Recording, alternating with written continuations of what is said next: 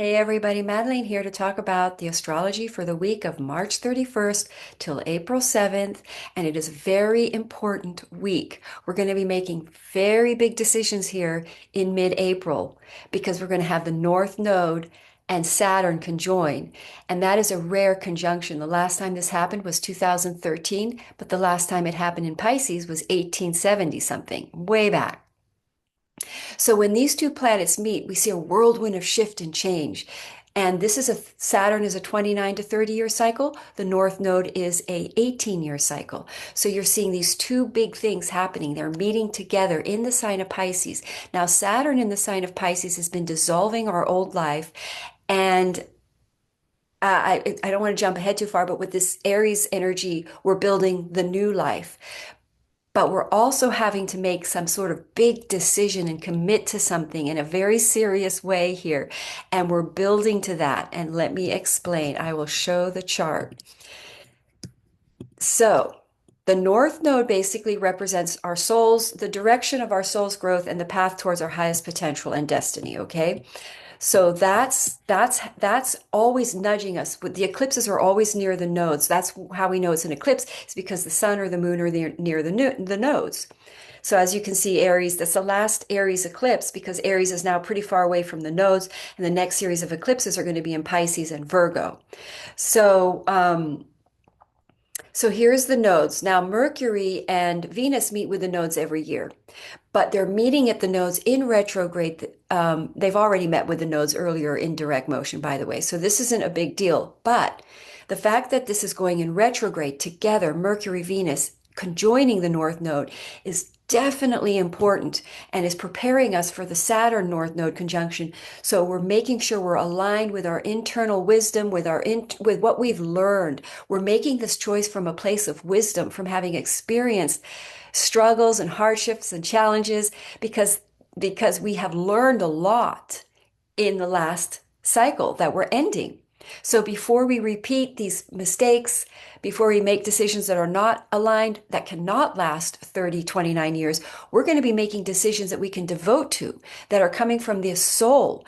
These with Mars in a watery energy, trining Saturn, because Mars is an intuitive energy, which rules this Aries eclipse, which means we are really working with our intuitive guidance center. It's very important right now because it's going to lead us to the right place because the soul knows intuitively the true destiny, our true destiny. So we have these planets all focusing right here. See, we got Mars focusing on Saturn and the North Node.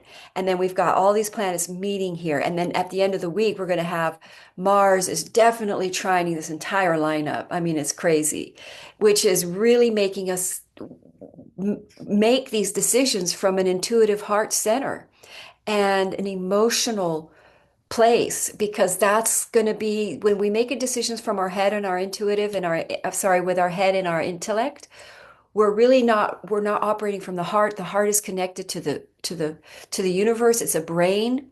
So we're connected to the heart brain. It's the truth, by the way. The mind energy is that the intellect or the thinking energy is not necessarily the truth. What happens is the head aligns with the heart, then the head knows the truth and we act from that place, then we're really in alignment.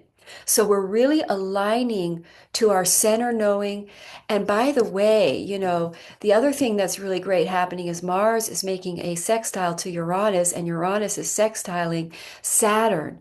So we really are we're going to break free this week from these stuck energy of this sort of non-movement that it feels like as our old life dissolves. And now we're going to start feeling and seeing these new beginnings and this liberating path open up. And this is very financially abundant.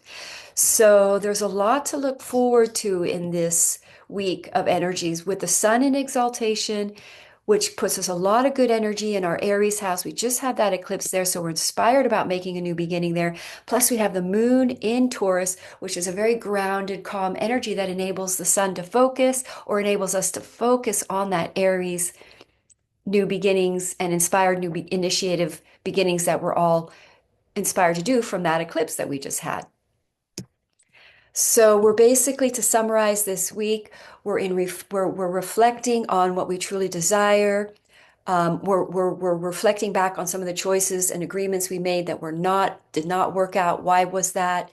And we're learning those lessons, and we're also becoming acquainted with what truly does fill our soul, what we find really fulfilling, because that is the true destined path. What fulfills us is the right way.